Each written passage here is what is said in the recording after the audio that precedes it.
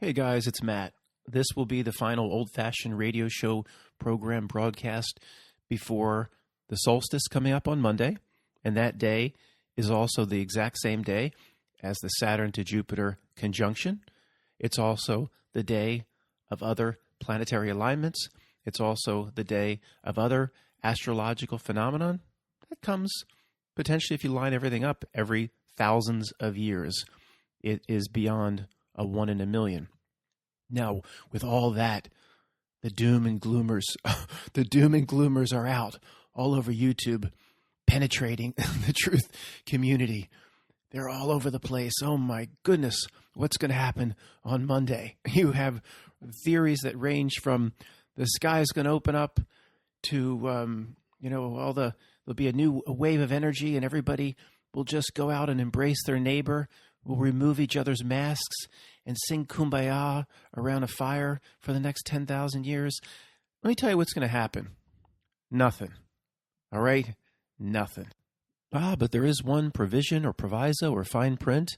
Nothing that will affect the physical world, at least the way these truth channels are talking about it. There could be a lot that happens from a personal frequency or spiritual perspective. Those that study astrology talk about the Saturn to Jupiter conjunction setting the tone for the next 20 years, putting individuals as well as society and a lot of different things on a certain trajectory.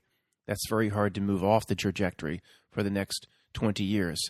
And look at the way the creeps have put this society into a certain trajectory based on what's happening now. It is beyond anything any of us could have fathomed a year ago. I'm open to a lot of things, studying what I do for 10 years. Somebody would have come to me a year ago and told me that in 4 weeks they're going to have this accomplished, and in 6 weeks the entire Western world will be covering themselves up, and all this I would have said nah. In terms of what was pulled off on 7-Eleven and everything they've done, it's just incredible the means and the reality buttons and levers they have access to. But I would have said nah, they can't get this done. And for all the YouTube doom and gloomers about all the what's gonna happen to the skies and explode and what's gonna melt on the solstice on Monday and just hunker down in your basement. Why would there is one group in this place or this earth, whatever this is. There is one group that seems to have ancient knowledge and their hands on certain reality buttons and levers, people that actually know what CERN really is. See, that's still a mystery to most of us. Why did they do all this with putting the entire Western world into a face covering and all the things they've done? Why did they do all this? If, we're all going to blow up on Monday or something really bad's going to happen and, the poles are going to shift and all this. Why'd they do all of it? Doesn't seem to make sense. Why would even Disney be releasing the movie Soul on Christmas Day? Direct to Disney Plus, I believe, and select movie theaters where you're allowed to put more than 5 people in the movie theater. And this podcast can present no sponsors. There can be no sponsors because this podcast going out before the solstice, it's very important. We get into the right frame of mind to put ourselves on that trajectory of calm, no fear, going through the solstice, to carry ourselves through for the next 20 years. So if I were to say something about a certain type of retail outlet that is, up and down Little Rock, Arkansas, that could be considered hateful. And I certainly can't afford that just a few days before the solstice. Well, Matt, that's why they released Soul on Christmas, because right about that time period, we're all going to die. Well, maybe then, but why are the Wachowskis working, or brothers and sisters? Why are the Wachowskis working? Is that hateful? Why are they working on The Matrix 4 for release in March? So you can almost point to these movies and say, at least we're going to still be here in March. Oh, Top Gun 2 is coming out. Well, we should. I don't think the system would go through all that if everybody's going to blow it up. At least we'll still be here then. Just look at major movie productions. Now, if all the movie productions stop and there is no new content coming, you can say, oh, maybe we are going to blow it up. But guys, here's what's going to happen. Here's what's going to happen on Monday. Nothing. Just see it from a normie perspective. We're looking at all this stuff in the truth community. Normie's going to be worried about getting last-minute gifts, running around, fighting off Sinbad, trying to get Turbo Man, jingle all the way, store after store, getting beaten up by Santa Clauses, fighting off Sinbad. That's all the normie's going to. Isn't? You think the normie gives one crap about something's going to happen in the sky, and there's going to, make sure they have enough canned goods in the basement and all this? Okay, enough on this. All right, the things that will happen are energies, frequencies, personal trajectories, energies that affect people's spirituality, moving upward, not downward toward the abyss. These are the types of things that will happen. And from an individual perspective, they're incredibly positive. They can be incredibly positive going into the solstice. These energies are here. There's a reason the ancients studied astrology as their number one, way more than any other field of science. Astrology dominated for thousands of years. There's a reason for that. I mean, if it didn't reveal anything, they probably would have found out thousands of years ago. Somebody would have said, well, why are you still doing that? It doesn't work. You keep coming back to me with it doesn't work. Well, something must have worked or would have gone away. And that's where they just downplay it and they put it on the back page of the newspaper. It's just a horoscope. Oh, what's your horoscope? Isn't this fun? Oh, it doesn't mean anything. And then they portray psychics and those that read tarot, and they just, movies and TV shows portray them as quacks, as charlatans. Even it started with Dr. Marvel. Dr. Marvel rooting through Dorothy's purse, looking for her birth control.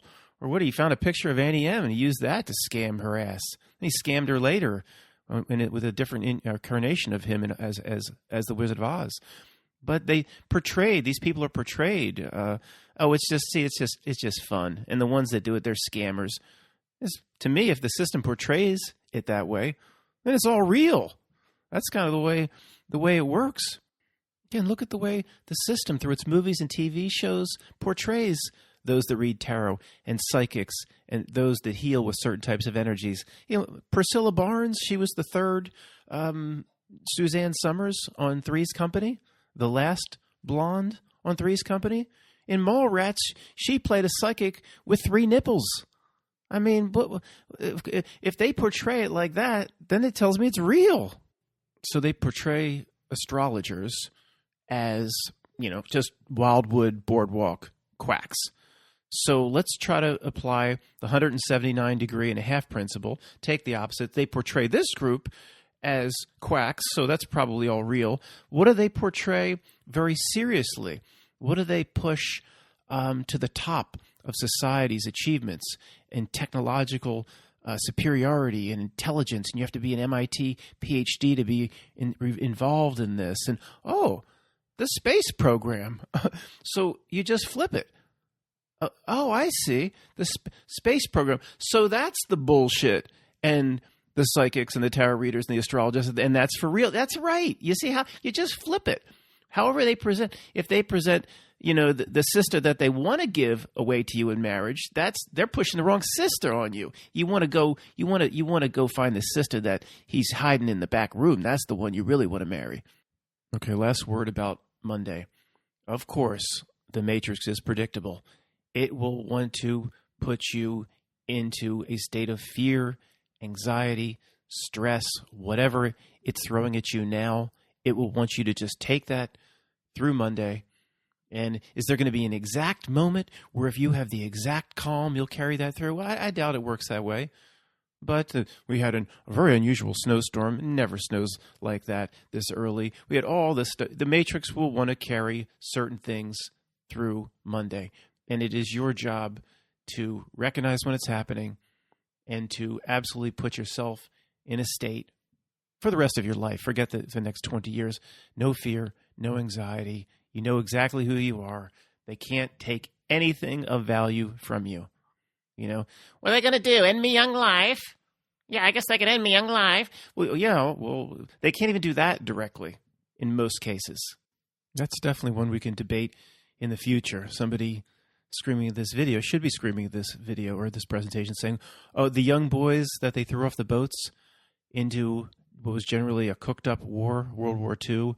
The money powers behind the scenes played both sides to create that situation. The boys that they threw off at Omaha and Utah Beach, they killed them directly. They didn't have much of a say. I hear you. I hear you. Whatever Mao did in China, I mean, the Jake Tapper book says 50 to 60 million dead. No, I don't believe in Jake Tapper, of course. I can't say what I'd really want to say now because of certain primate beach rules. But whatever happened, I mean, I can't imagine that the number's too big. But did Mao do some horrible stuff and take people out directly? Yeah, he did. But then on the other side, on a fake event, I don't even know what I can say. That's why in 2021 we'll do the podcast. We'll develop Podcast Direct at nohobocode.com. Well, using that to collect people's information. I'm not sure the means of it yet. Working on it, but like a bang event. It's how much more. It's so easy for them to really do it, but it's faked. We know it's faked. It's so much easier if they just go in and have a real tragic event. So there's something I don't understand. It's related to the rules here, and I know we bring the word back in, karma, but mostly, okay, we'll debate this some other time. Mostly, with exceptions that can be debated, people here have to do it or doom themselves.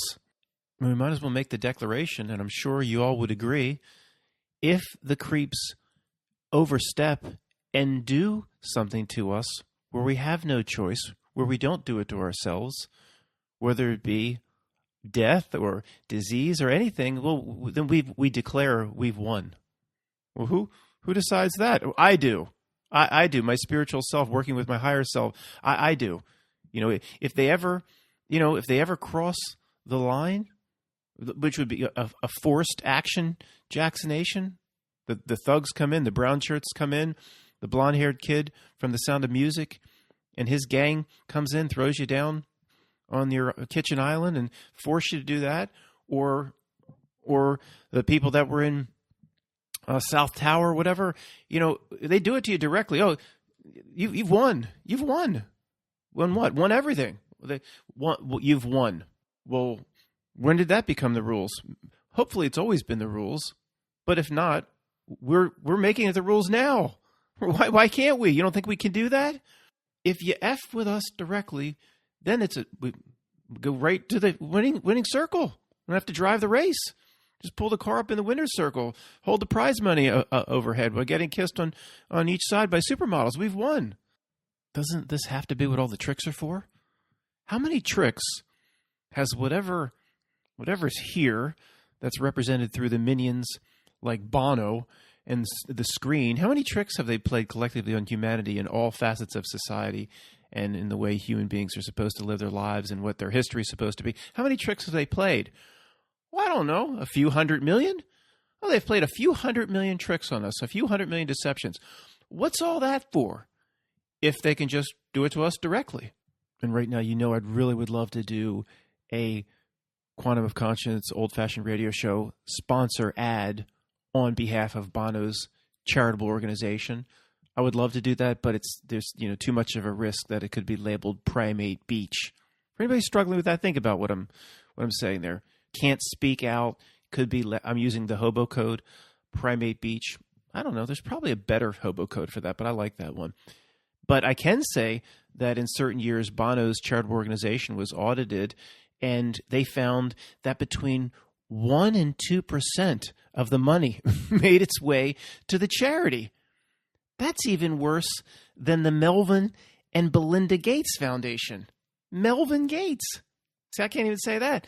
That's worse. See, in the case of the Melvin and Belinda Gates Foundation, a lot of money goes flying through the foundation. You could look and say, look, Matt, 100 million here, 100 million here. That's all this. Look at all the money. Well, guess where it's going? It's going to organizations that don't need money. It's going to UNESCO. It's going to the Harvard Foundation and the Harvard bank accounts. It's going to Stanford Research. It's going to the Ford Foundation. And then it's the charitable organizations pass it back. It looks like there's a ton of money flowing. But can anybody say, well, I don't know. Like, at least you could go to Habitat for Humanity and they build a house and they move the house, the people into the house, and then within 10 days it becomes a heroin den. But at least Habitat for Humanity builds the damn thing and you can see the family move in. Well, that's something. Well, can you show me from the Melvin and Belinda Gates Foundation, can you show me anything on the ground, what was done? Can you show me anything? Put something in my hand as to what was created, or I'll hold hands with somebody that's been helped. They can't show you that. They just look. I'm sure they have. With billions of dollars flying around, somebody can point to something. Of course, I'm going too far. Of course, they have to make it look real. But for the most part, it goes to places that don't need the money. To wrap up and move on to important things, not just to focus on Boner, the lead singer of the Irish band, and his charitable organization. If anybody's saying there's no way, man, that can't be right, almost 99% of the money they collected went back to themselves. Yes. Go look it up. Maybe it's like 2% and 98% went back. It means of all the money they collected, however they collected, I don't think they have a whole army of people like the Salvation Army ringing bells with red cauldrons. Maybe in the case of Boner, it's a black cauldron with smoke and bubbling over it. Who knows, with green frogs jumping out of it. I don't know how they collect their money, but somebody writes $1 million check, $990,000 goes to the executive salaries, to remarble the floors, and of course the dinners. All the charitable organizations and nonprofits and Washington D.C. NGOs and PVOs and USAID. I don't look. There are some little organizations inside some USAID. They actually do go to Africa and they do help with the farming, and there are good people inside. But as the charities get larger, they get more corrupt. We know the story. I don't want to doom them all. There's a lot of good people who don't even understand, the fraudulent situation they're working in. There's been a lot of good people that have volunteered for the Red Cross that don't understand how much waste there is. So I'm not putting everybody in that category, but they have their dinners. They will go out and they'll order a $500 bottle of wine, and it's a business dinner for the charity. Boner's coming around and said, don't order the $500 bottle of wine. The Rothschild actually has a winery. There's a Baron de Rothschild wine, a Pinot say it was 2004 Pinot, and that's $1,500, which it absolutely can be. One of the Rothschild wines, I looked it up once, was $1,300 to $1,500 or so. Let's order that. 100% a write-off. 100% a write-off because it's a business dinner. That's where 99% of the money went to Bono's foundation. And guys, this is a truth drop on purpose as well. There's ways that Boner could stay in the shadows and all that. Certain things have to get out because I don't know if it releases karma or whatever. Nothing happened to Boner. Nothing happened. He continued to be very respected in the charitable circles that he runs in. If anything were real, all the charities would have pointed at him and hissed at him. Booze. He would have never ever been invited to a charitable event ever again.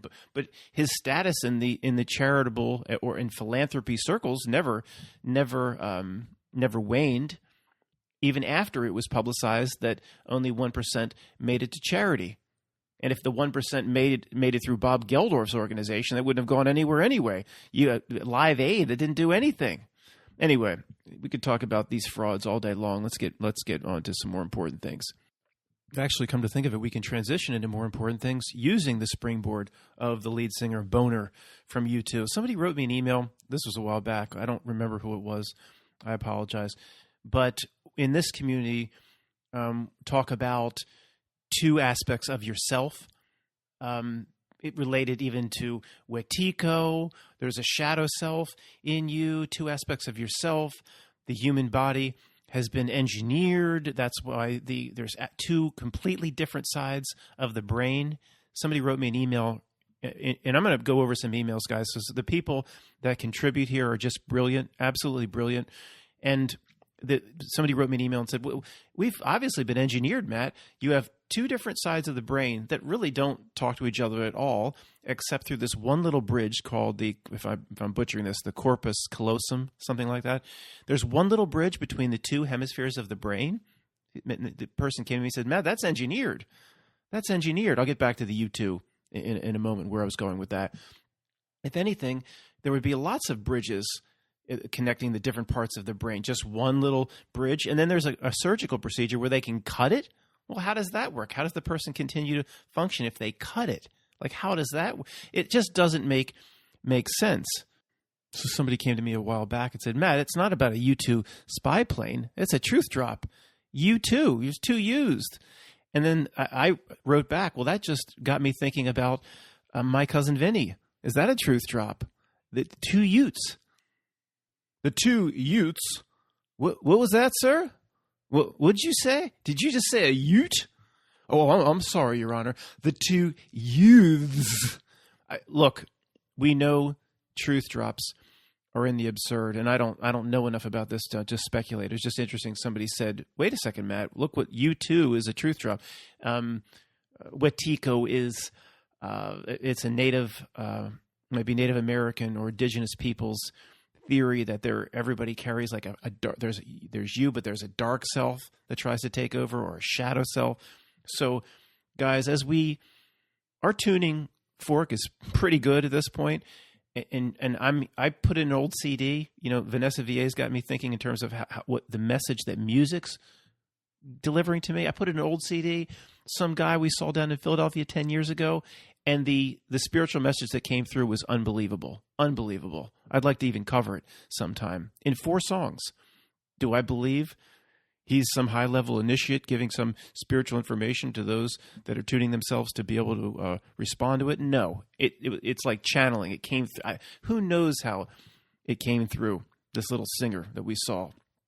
So I'm starting to pick these messages up. But there are these messages we're finding is all over the place, and it is in the absurd. And it could be in the two Utes, saying there's like two aspects of yourself, two yous, or the band U2. It's all over the place.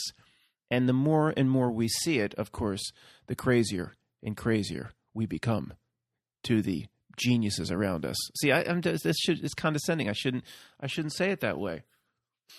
The new souls around us need a lot more time. And it's like, if some baby's born, I'm not going to be like, really pointing at it like it doesn't know shit about shit. It doesn't even know how to tie shoes. It can't talk. Just laugh at the baby. No, it needs to be nurtured. The baby requires more respect, more care. Maybe we should adopt that attitude with the people around us. We should. Okay, the first brilliant email I'm going to cover is from Neil F., and it's on something called the law of plausibility. The law of plausibility. Now, when you say something is plausible, just simply means from someone's perspective, yeah, it's believable, or yeah, it probably happened that way. It's plausible that this is spilled over because the cat did it. Just plausibility. We don't know for sure, but it's plausible. Okay, he says, the control class seems to use what he's calling the law of plausibility, and they use it in everything they do. They make sure that what they are presenting just reaches a certain threshold or crosses a certain line of this air of plausibility. See, he's going to say here, all they care about is reaching that level. They don't have to be perfect. They don't care if there's major holes in the stories. They don't care if they're smoking guns and ridiculous moments all over the place that truthers like us can latch on to. He says, in fact, they prefer it this way. They only care that their story has enough plausibility for, he says here, the muggles from Harry Potter, the muggles to say, yeah, that probably happened the way they say it does. Okay? Just enough.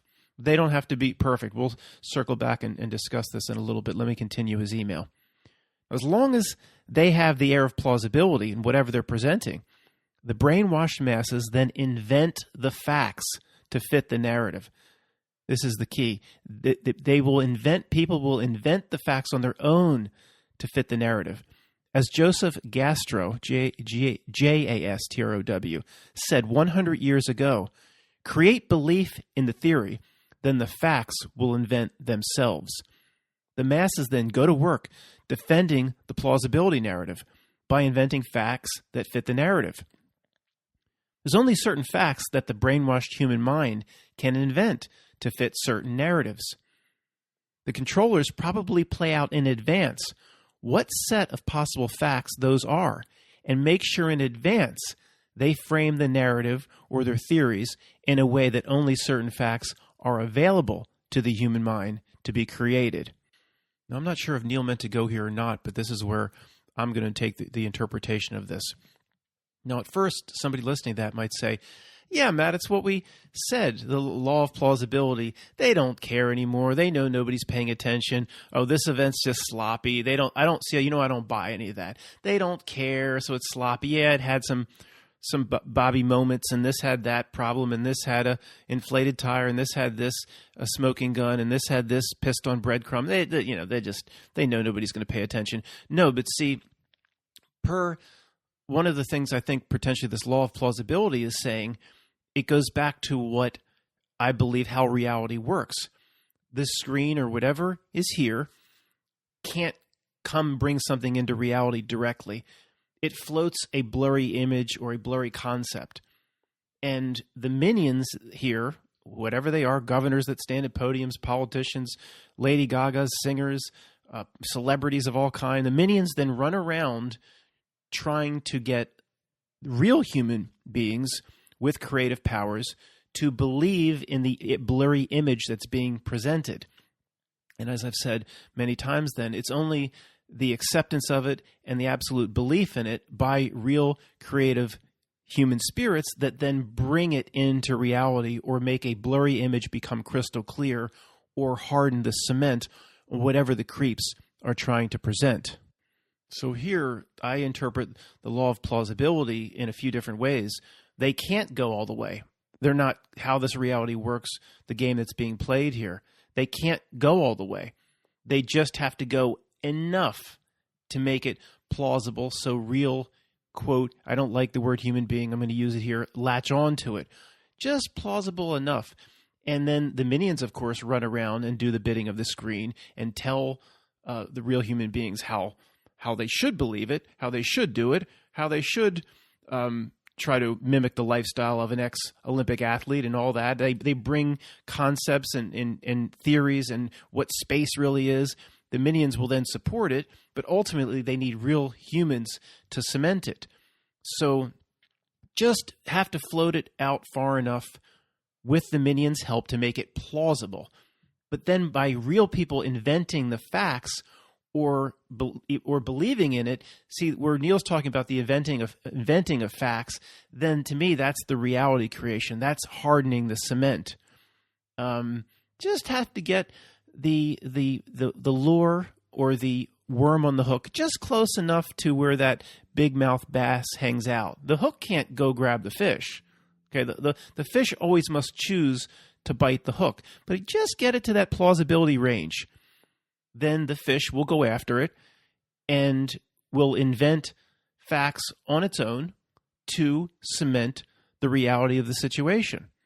And this leads me to think about all the futile and pointless wake-up attempts that I've done on, say, people around me or my old friend like Tony, where I'm trying to discuss 7-Eleven with him, and he immediately goes out, and the internet is set up so people can find what they want to find. The entire internet is structured that way. He goes, and the first thing he finds is what most people will find, or at least this was the case, I don't know, 2007 through 2012 or 13. It was that Popular Mechanics article that said, oh, debunkers and conspiracy. And he found the Popular Mechanics article that said, Popular Mechanics shows the physics of what happened to the towers.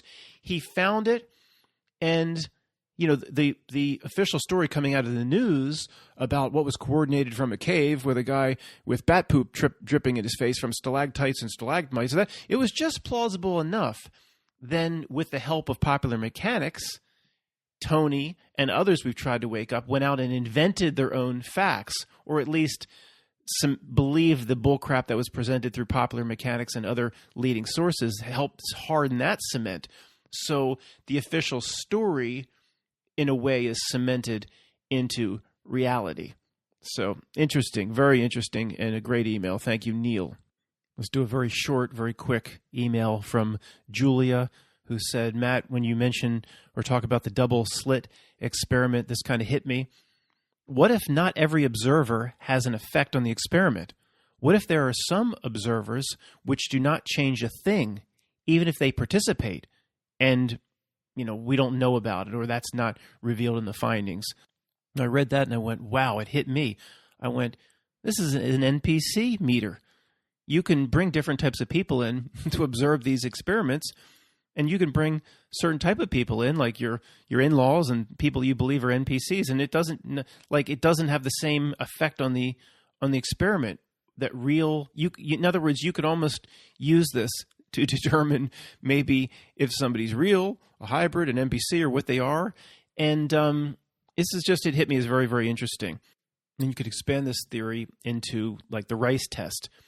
How many countless people on YouTube have done the rice test, where you cook some rice or something, put them in 3 different jars, same conditions. One jar you label hate or you don't like it. One jar is neutral. One jar is very positive. And you sit over the rice for each jar, and you give the hate rice your hate, your ire. Oh, I hate you. And the love, the jar you love. Oh, I love you. And this rice is part of my family and good wishes. And of course, what happens in every case, I've never done it, but I've seen a lot of people do it on YouTube, and I don't believe they're all in on it or lying. I believe that they really did it, and I believe if I do it, and I've ever had a chance to do it, which I'd like to, the results would be exactly the same. The rice that was loved looks white, looks good. The rice that was hated is all black, and there's some variations when people do it. But could you extend this out? If there are NPCs here, I would think they wouldn't be able to do the rice test, or they wouldn't be able to affect the rice in the same way. So could the double slit experiment, or experiments where observation affects outcome, or the Dr. again Yamoto thing of the water in the jar that's labeled love, the water that's labeled this, the water that's labeled hate. It's the same kind of thing under a microscope. It was all twisted and gnarled, and the water that was labeled love looked all beautiful like snowflakes. And this is very similar to the rice test. And would an NPC, there's probably like a mechanism where they wouldn't agree to participate, and they go, it's a waste of time. I don't know. They're running an all-day marathon of Everybody Loves Raymond. They probably wouldn't do it. They wouldn't try it. It's just the way like a replicant in the Blade Runner would never want to truly understand who they really are, would never want to truly be exposed. But again, here I go again, like we're superior NPCs talking down. And at least, guys, you understand I'm catching myself doing that now.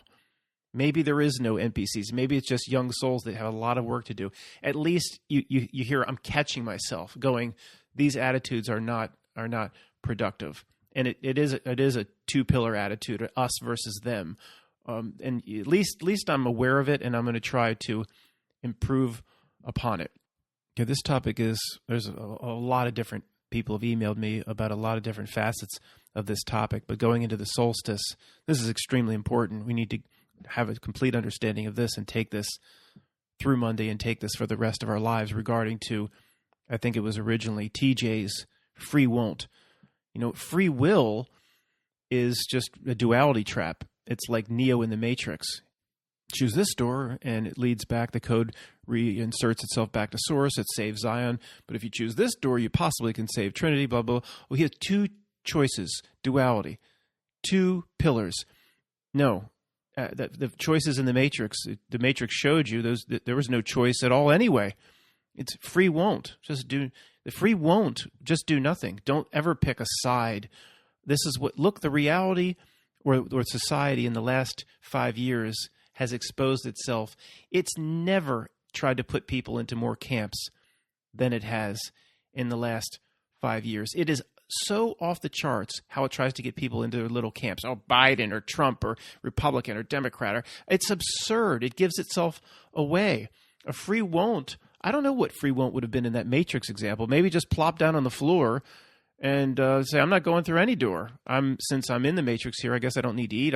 If I have to stay here for 100 billion years, do you have playing cards, architect? Just a free won't maybe plop down. He wouldn't know what to do. Maybe the architect would glitch out. Well, no, you have to choose a door. No, free won't. I'm not. Withdraw. No pillar. Or what some say, or maybe Levette would say, middle pillar. So this reality is very good at getting the masses to believe they have choice. I mean, it is brilliant in this regard. But in most cases, there's no more pathetic example than Republican, Democrat. People, hundreds of millions of people believe this is some legitimate choice. But in most cases, it's like a menu with only 2 food items. What if you went to a menu and there were only 2 food items, and when you sat down to eat, you knew that these 2 food items were the favorite foods of the person that was preparing the food or the restaurant owner? You'd be like, there's only 2 choices here. There's Chilean sea bass and like a burger with bacon. Like that. Yeah, these are the 2 choices because the owner comes out. These are two of my favorite foods. You're going to pick one. See, whichever food you pick, I'll prepare a little for myself. These are my favorite foods. But I want you, asshole, to believe you have choice. And most people, though, they don't see a problem with it. They go, oh, look, honey, Chilean sea bass, and there's a burger with bacon. It's such an exclusive place. The special only has 2 items, and see that you can ensure that it's fresh that way. When you go to a diner and there's like a menu with 400,000 pages, that food is just rotten. It's from the old walk-in refrigerator. It stinks. So if your reality, you can spin that the fact there's only 2 choices is a wonderful thing. Well, 2 choices mean everything's prepared fresh. And, and the people will go away thinking, yeah, this is just wonderful. Look what those founding fathers did for us. Look how wonderful they all were. And there's these endless quotes of what freedom should be and how it looks like a Duke and Duke $1 bet. It's just all being taken away. And will someday Randolph pass the $1 over to Mortimer in the bathroom as Eddie Murphy sits on top of the stall trying to smoke his marijuana? Probably. Maybe. Is the entire reality a Duke and Duke $1 bet? No, it's a spiritual ass-kicking so we can better ourselves, but it seems like whatever stands behind the minions, it seems like they've evolved it in some way into a hybrid between the Bozo Show and a Duke and Duke $1 bet. And I just thought of the headless cab driver, the example I presented. I think it's a book chapter. But yeah, we took a break in the book and presented the example of the headless cab driver. And it gets into, for anybody struggling and doesn't understand what I'm saying, and why would you? Heck, I forgot about it. You guys all probably forgot about it too. But it means, how far does reality need to go before people notice that something's wrong? And this is our biggest frustration. Do you really need a headless cabbie to pull up before you kind of think something might be a little amiss? Even though he's very competent, can get you to his to get you to your destination. And people, you don't even need the headless cabbies are striking because in China they're driverless. They have it now in China, in Shenzhen or whatever. They're driverless, putting the headless cabbies out of business. You thought Uber was in trouble. But how far does reality need to go? How close does the reality need to resemble literally the Bozo Show, our biggest frustration, before people notice? Does it need to remove its head? So we thought way back it's already removed its head, and the people around us like, don't you see this? But now with it put the entire world into a face covering in 6 weeks, we're going, don't you see this? It's a headless cabbie, and people are just like, let's get in. We've got to go. We've got to beat rush hour. The cabbie has no head. Well, that's fine. Are you going to discriminate against the headless man? Get in the car. The people around us have become insane.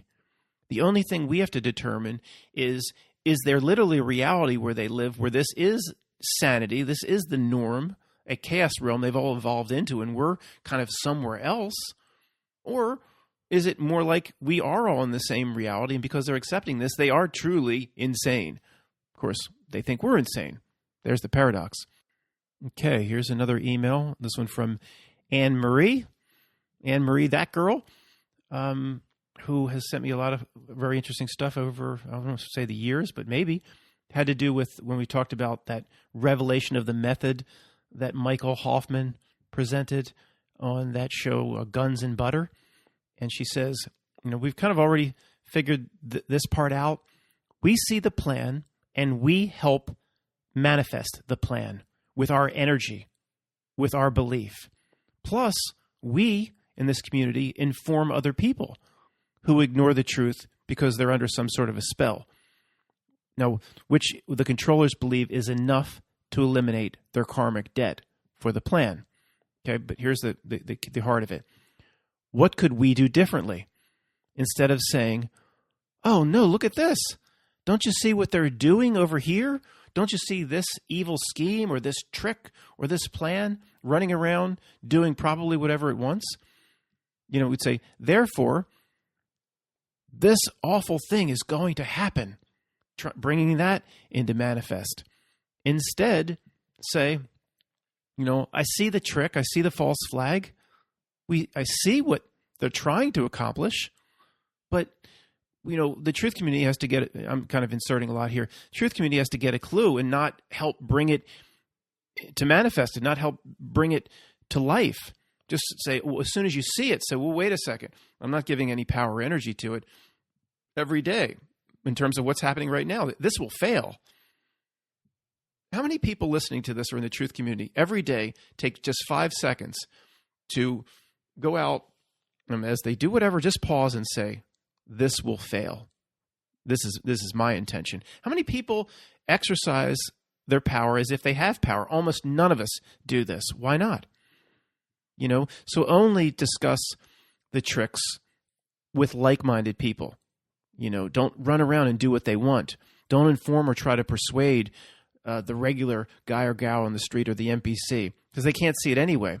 In doing that, us running around only shifts, she says, the karma away from these want-to-be controllers. She won't even call them controllers, want-to-be.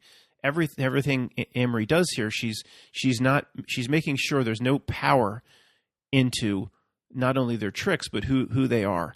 And they've played us beautifully in this regard. Matt, you just did it. Well, yeah, I just did it. In terms of how we refer to them, powers that be, controllers, all of this. I want to call it evil genius now. That's assigning respect to it. I have to really think about how we can completely get out of this. She's saying we have to basically sit on the middle pillar. We aren't giving the plan energy by trying to stop it. We shouldn't give the plan energy by trying to stop it or go out and fight it. We observe it dispassionately and then simply make sure we announce our intention that it will fail. And I'm thinking, how many of us do this? Every morning I try to do it. I try to do it usually along the lines of the yin and yang, as if they're able to take, the reality must give to me. And just at the end I pause and go, it's so over the top what is being done, it will soon be exposed as basically a laughing stock. It will crumble. There's no way something this absurd can continue. If enough of us did that, would there be a tidal wave of energy behind it? There's very few of us that do that sort of thing daily. And this is the good advice that Anne-Marie brings. Thank you.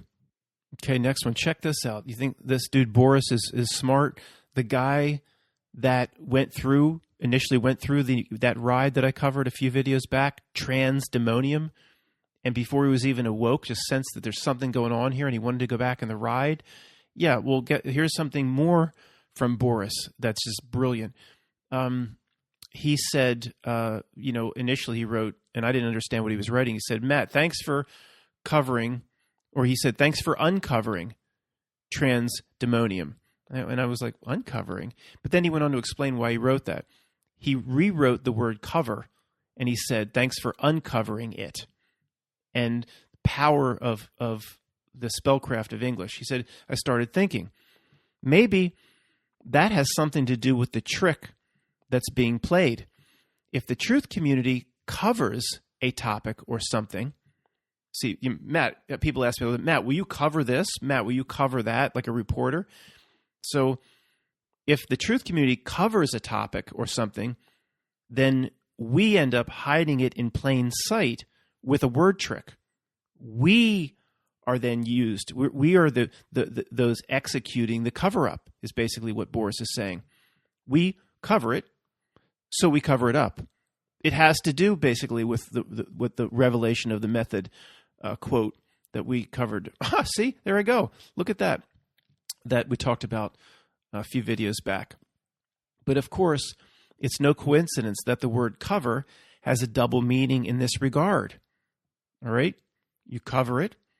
Well, that just means you report on it, Matt. No, you're covering it means to cover. It means to throw a blanket over it.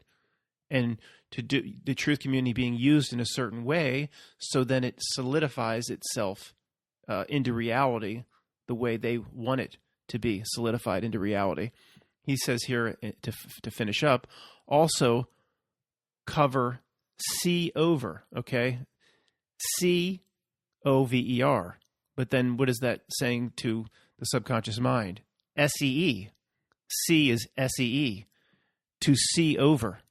I don't know if you're seeing over it, you're looking right past it or right through it, which embeds the trick even more into society without people really understanding what's really happening. Guys, some of this obviously is just big thinking around two corners, but this is the way these creeps do business on this level of whatever dimensional chess. There's almost nothing or no theory you can come up with that's too nuts or too out there in terms of the weird ways they do business like this. That's why if somebody says, Saturn, you're talking about, you keep talking about the Saturn-Jupiter conjunction, that's just Satan. When it's that simple, or it's pushed by the Super Bowl halftime shows, it's not that simple, okay?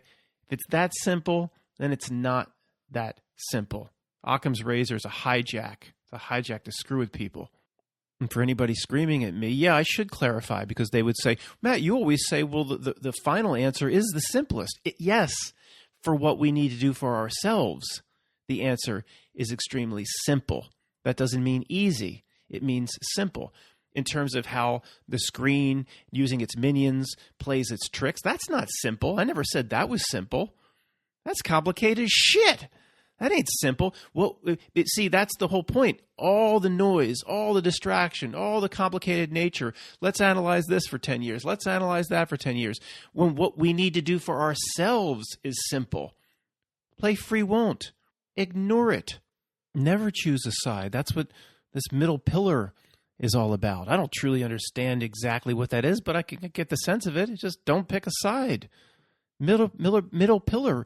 Resign yourself to it. That this is, the reality is going to throw this at me. I'm not going to get all bent out of shape over it or pull my hair out or cushion Avery. And that's from Jerry Maguire.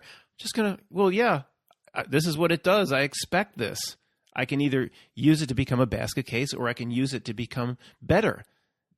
That's what the whole point of life is for. You chose to come here. If you truly walk around like you believe that, then every little thing won't get you all, bent out of shape and worried. Okay, it's supposed, what did I think? I go 10 years without that? Of course this is going to come. It's just, okay, I've got to use it. I've got to overcome it. That's what this life is for.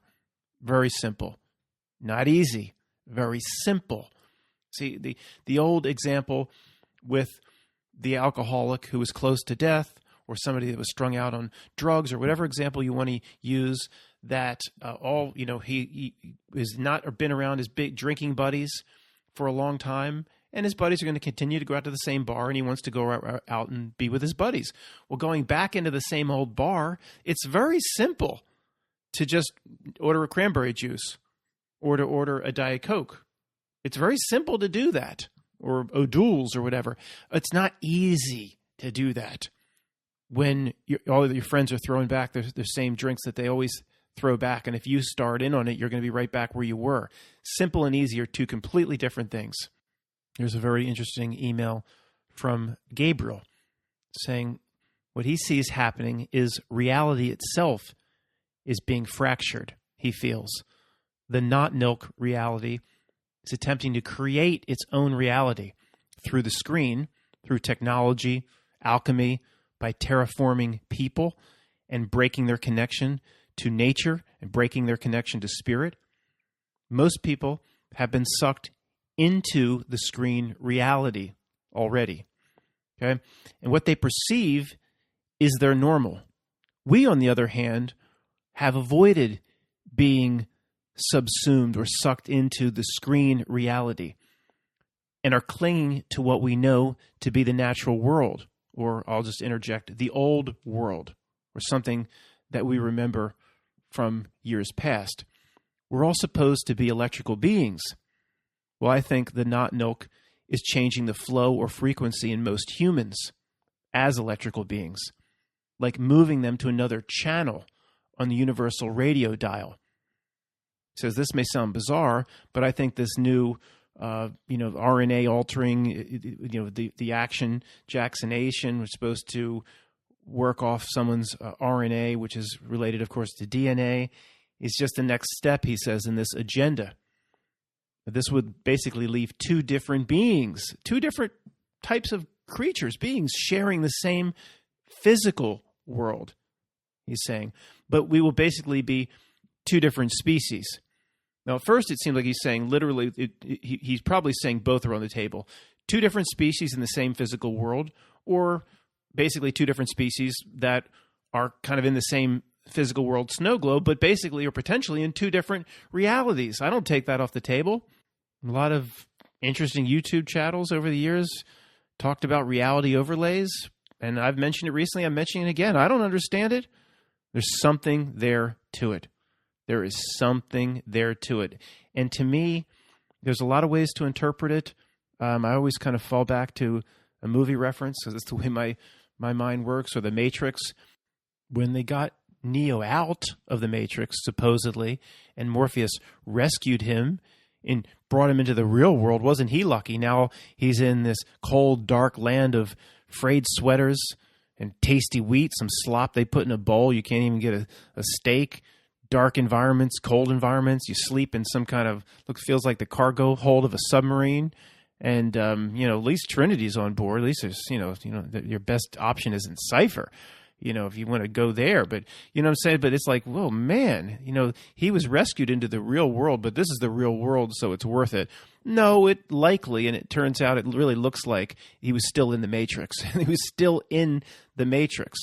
And that's kind of given away when the Sentinels are coming at Neo, but when they're out of the Matrix, they're like in the sewers or whatever, down underground or under the Machine City or wherever they were when Will Smith's wife's hovercraft broke down, Niobe's hovercraft broke down, and here come the Sentinels in the real world, the metal machines, and Neo just puts his hands out and stops them. Well, doesn't that mean you're still in the Matrix, dummy? You can't do that in the real world. There's other evidence that they're probably the real world, okay, is likely still inside the Matrix.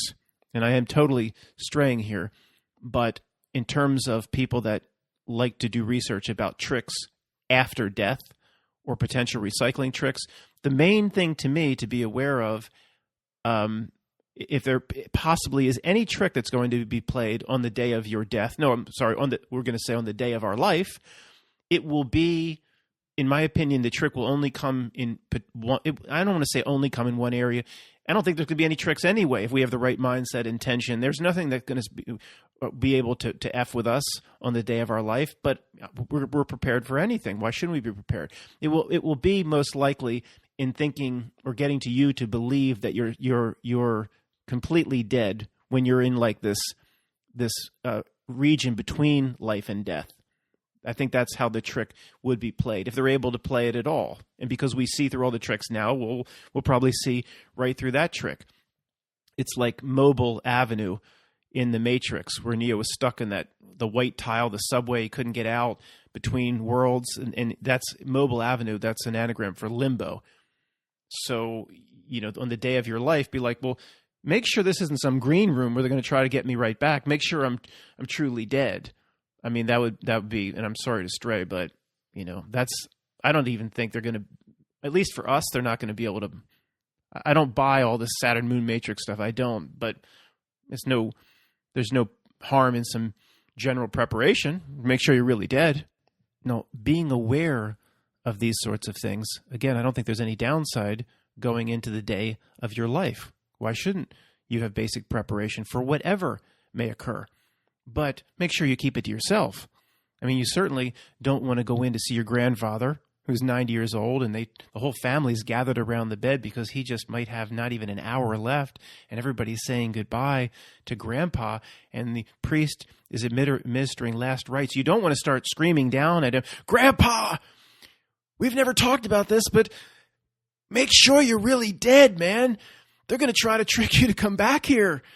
They're going to recycle your ass back here. Grandpa, I know you can. Yes, Stu, you conscious.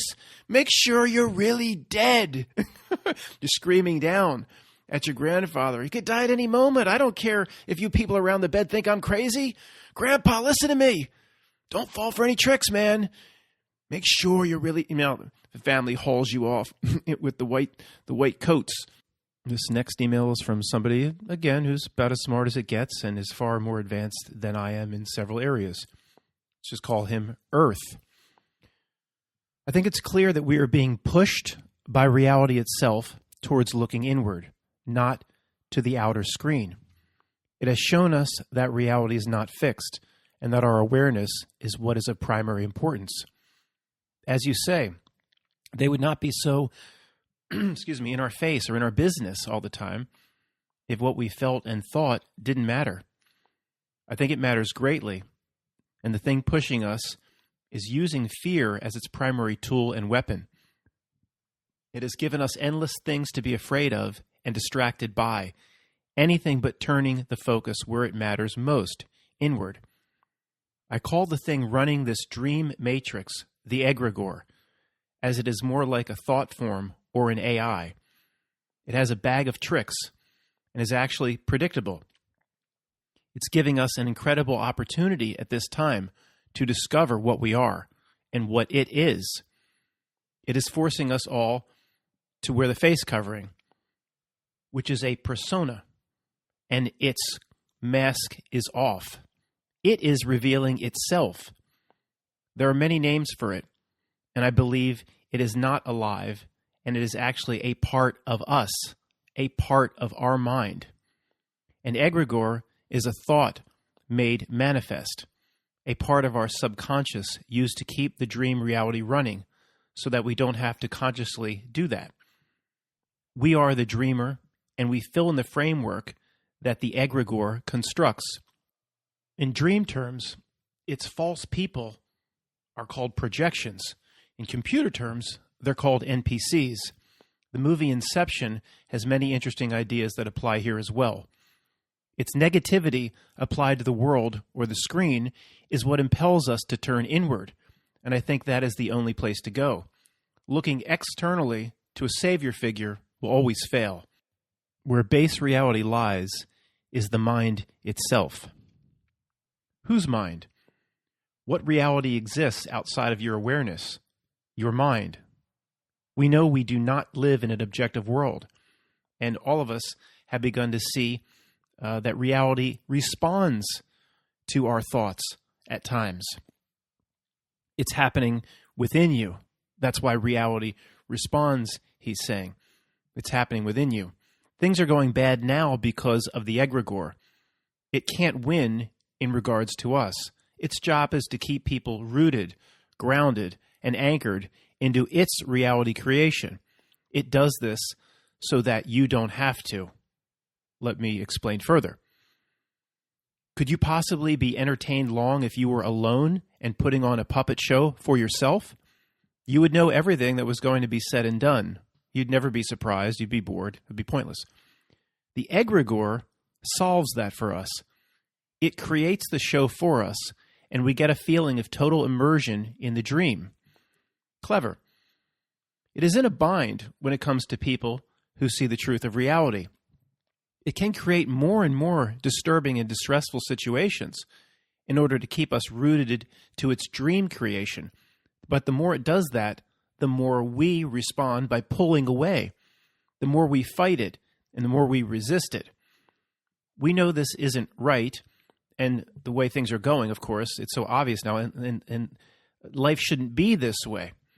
Now, if it backs off, we won't forget what we've already seen and what we know about reality. Its mask is off, and reality has proven itself to be for lack of better words, fake. So no matter what it does going forward, we realize that the only path forward is inward. As I've said a sidebar, there's nothing to go fight. All right, I've said this many times. Can't take out all the bad people, put in all your good people into the satanic systems. It's just the system itself will regenerate itself into its evil form. There is nothing outside of yourself to go and fix. That is never the answer. The source of all reality is inside us. I have a feeling that we need to control our fear and our emotions, and that is what the egregor is using most of all to keep our screen from changing. No matter what BS it puts forward, we know at this point it's all fake. The egregor needs to be made to work for us so we can continue on in a far better dream, one that we don't have to create ourselves like a puppet show. The waking process is very difficult, painful, and even scary, but now we know it's all fake.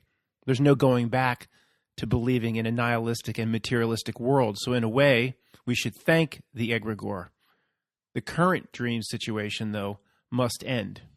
Now, this is Matt talking. I'm certainly not qualified to put words in Earth's mouth, but just a few things need to be filled in here for some people that might be struggling with a few things. He doesn't say it in that email, but I think he would agree or believe or what I'm about to say, that, again, you can't put a puppet show on for yourself, put a puppet on each hand and have fun with that. The egregor, we pretty much created it. You know, the dream experience, the immersive dream experience has to be real for the learning experience. The mind wipe has to be there. Oh, I remember who I was, and I'm not going to take it. You wouldn't take anything seriously. The worry and stress and anxiety, eventually you have so much of it, and you go, this isn't normal, natural. I'm going to evolve out of it. So it's not like this egregor he's describing, or he would describe whatever is called the egregor in this email that I presented is like what I call what stands behind the screen, tries to shape and manipulate reality through its minions. He would likely say, yeah, we created it. We created it, and then we actually agreed to the mind wipe. None of this would work for us. This whole experience wouldn't work if there wasn't a bad guy, the a-holes playing their role. You know, all the jerks and the minions we talk about, they're playing their role. They're necessary here. So the egregor, it's kind of like as we start to win and figure things out, the egregor, he would say, you know, it was put there maybe by us, but it's constantly trying to react to us and fulfill its role. It's like the key maker in the Matrix. It has a mission to do certain things, to distract, to confuse, to take people off the right path. And so he would probably say the reality is getting so insane, so bozo show, because so many people are coming into being where we are that it's becoming more and more desperate in its reactions, or it has to return to its same bag of tricks. But it's not like, oh, it's all powerful and it could harm us and hurt us. I think he would say, no, we put it there. It's not a big deal. We put it there. And it's just fulfilling its role, okay? So it's not, in this case, is very different what's being presented here. And I don't know the exact answer, but what's being presented here is very different than a very nasty Satan is out to get you at something that, you know, people, the way a Christian would think of Satan is, at least in this incarnation, oh, he's so all-powerful and we have to avoid him. And this is the opposite approach. This is like whatever is playing the role of Satan, we put it here. So we have a learning experience. It's a much more powerful, if it's correct, powerful position to be seeing things through. Here's another email from, quote, Earth. So regarding, I found a revealing insight on how we're being used. One of the titles of my videos, How the Truth Community is Being Used. We know that. He says, I think the initiation is for us, since, as you know, the masses don't believe us and won't listen to us anyway. So I don't think the information is for them. Long story short, the egregor will use any narrative necessary to anchor us to its false reality. I've noticed that certain conspiracy stories are not immune to the Mandela effect. I've forgotten the specific change since it was years ago, but the new NWO, New World Order narrative can change as well. This is not surprising since literally anything in this realm can change. This goes with what Matt has talked about, fluid reality. So maybe the whole NWO takeover is an egregor story meant to be disturbing and upsetting. And the more we care about that, the more grounded we are to this place. Yeah, Matt interjecting. No question. Every one of its breadcrumbs for the truth community is basically pissed on. So we get down on all fours and start gobbling them up. In terms of people around us and what we've been talking about recently in videos, he says, maybe we can't wake them up because they're literally a part of our own mind projected onto the screen. Talking to them is like talking to a character in a dream. You simply can't use reason with them. They're potentially not as real as they appear. Maybe we haven't been in this dream as long as it seems. How do we know? Maybe we jumped into our lives somewhere in the middle with childhood memories, retrocausality backfilled in our memory. Of course this has to be on the table. How do we know? Now, in the Truman Show, it got tougher and tougher for Truman to exit his snow globe the more he woke up. Christoph, that was the Ed Harris guy in the control room. Christoph, they play their little games with words. Christoph was constantly running interference in Truman's life to the point where it became obvious to Truman that something unnatural was going on. Christoph, in this case, plays the role of the egregor. Here's a very interesting email from Regina on ancient gods and goddesses. I mean, not just Greek gods and goddesses. Every culture has this pantheon, I think it's called, of just multiple gods and goddesses, Celtic or Celtic and Norse, and there's just each, now the religion monotheism, but the ancients, there were just these gods in every culture, 20, 30, 40 gods, and she's making a parallel to that and potentially the minions of today. So I was just thinking about something. She says, what happened to all those Greek and Roman gods and goddesses? And again, of the Norse, you have Loki, Thor, Odin, and there's tons, multiple gods. Okay. What happened to all those gods we learned about? They seem so powerful, so skilled in subjugating the masses to their endless desires for dominion over the mortals. Why would they ever leave? Maybe, what's the degree of truth in it? Okay, is where where she's going. They had a good deal here. Countless people worshiping them, fearing them. Of course, we know this is true. The ancient monuments to Zeus, statues to Zeus, all that. They had all this worship, people fearing them, writing endless epic poems about them, the Iliad and the Odyssey. They got so much attention, recognition, acknowledgement from us, and one day they just disappeared. Then she says, I realized they didn't disappear. They came to the understanding that we're finally onto them and finally figured out that they weren't really any more powerful than we were, maybe a little bit more powerful. What we think, a little bit more powerful here in this realm where they do business, but ultimately, outside this realm, not even near what we are. But they're actually, she says, like the guy behind the curtain in The Wizard of Oz, just like that, just projecting some giant head, and they're nothing. They were exposed, but in a negative way. Some Toto-like being way back when blew their cover. So they really didn't disappear, all these gods and goddesses.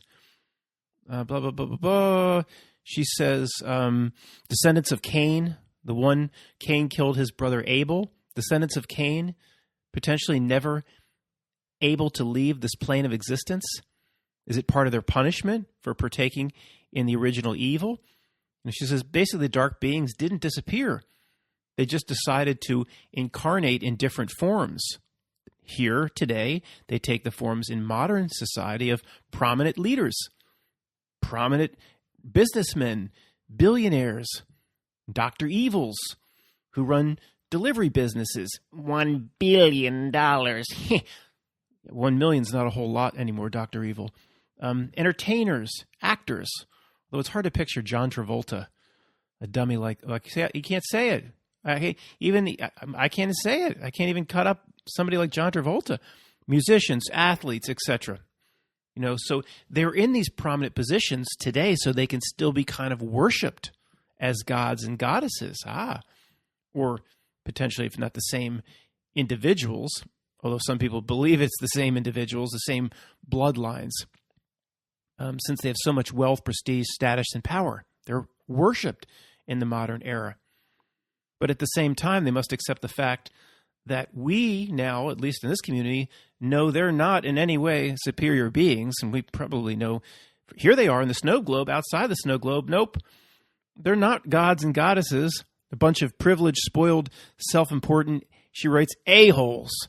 They can't undo the consciousness that we acquired when we achieved that seminal moment of seeing that little old man behind the curtain. After that, we've had our Toto moment. Things will never be the same. Oz was not the same place after that important moment. So that's kind of, it goes on, but that's very, very interesting.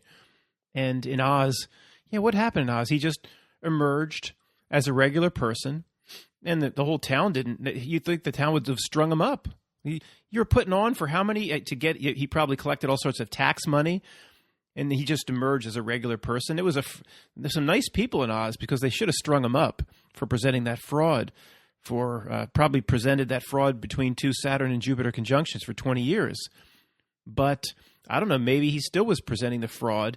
What did he do? He got Dorothy the hell out of there, right? No, he got himself. That's right, not Dorothy. She was supposed to get on that balloon. He got himself out of there before they strung him up.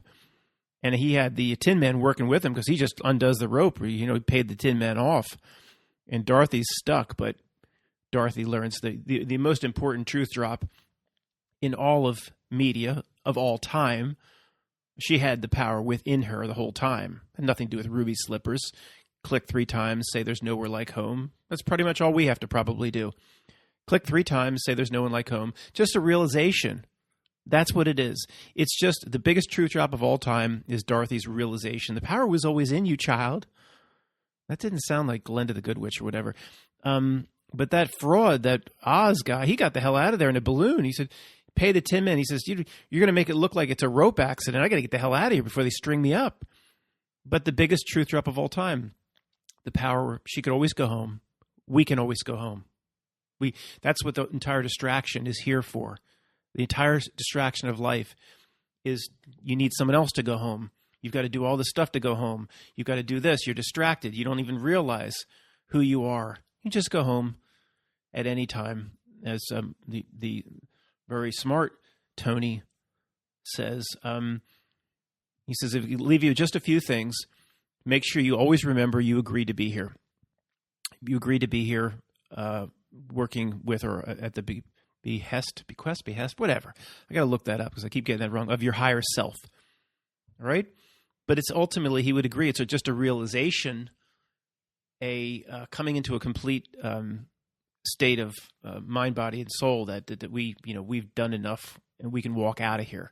And the entire reality is set up to distract us from believing we are ever powerful enough to come to the realization we could walk out of here. So pretty much, just to wrap this up, 10 years in the truth community, the culmination of looking at all the ridiculous tricks and traps and endless rabbit holes, the culmination of it literally is Dorothy, the truth drop of Dorothy clicking her heels and always had the power to go home and rise above anything. And, that's it.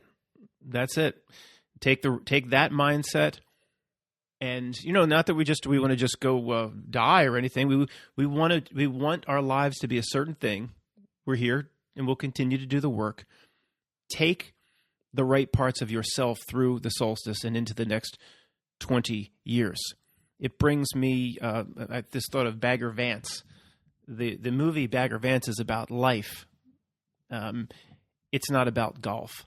Even before Howdy made the connection to the Bhagavad Gita, a year ago I made a video on it, and I said this is about life. This is just a tremendous truth lesson in life. It has nothing to do with golf, the underlying meaning, which is a very good movie, of Baggar Vance. But the key moment in that movie that relates to what we're talking about now, going through the solstice in a few days, is Baggar Vance, Will Smith, says when the great golfer Bobby Jones is approaching a shot and the mental imagery of about to hit the perfect shot, Baggar says to Matt Damon playing himself, he's got a lot of shots he can pick from in terms of imaging bad shots in the past. A lot of shots he could choose from. Skulls and duffs and tops and misses and slices and hooks, and he's got a lot of, but what is he? He blocks all that negative out and he images or pictures the perfect shot. So there's a lot of you could choose from going into the solstice for the next 20 years. There's the part of you, we all have done bad things. Part of you that screwed over your friend in high school, or the part of you that stole $10 out of your grandmother's purse and never told her, or the part of you that did a lot, people listening to this did a whole lot worse than that. There's a lot of parts of you can choose from going into the solstice. Like Bobby Jones choosing the perfect shot and forgetting and leaving behind the slices and the misses. So you choose or just step into the best, absolute best parts of you for all the work you've done over the last 5 years going through the solstice. And if there is any little ritual you're going to do tomorrow, Sunday, at a tree or outside or whatever, if nothing else, if in the simplest, I would, not that I should be giving advice in this area, but what I would recommend is saying, okay, if they're setting the tone for the next 20 years, I am choosing to take the best parts of me through this portal and leaving the rest behind. And basically, where they want to take society, I'm not going, and I will take myself in my own reality where I want it to go, where I choose it to go. And life will be incredibly fulfilling. It will be the beauty and good in everything. And on the day of my life, whenever that may come, it's simply Dorothy clicking the heels together. Always had the power to go wherever, to go home, to go where she needs to. And once you see the magician's trick, it don't work no more. Once you see it's just some pathetic magician trying to pull some rubber rabbit out of a hat or something, it's just it don't work no more. And the tricks don't work on us in this existence, in this life. Whatever tricks they potentially bring on the day of our life aren't going to work there either. Take the best part of you through Sunday, through the solstice, and through for the rest of your life. Thanks for listening.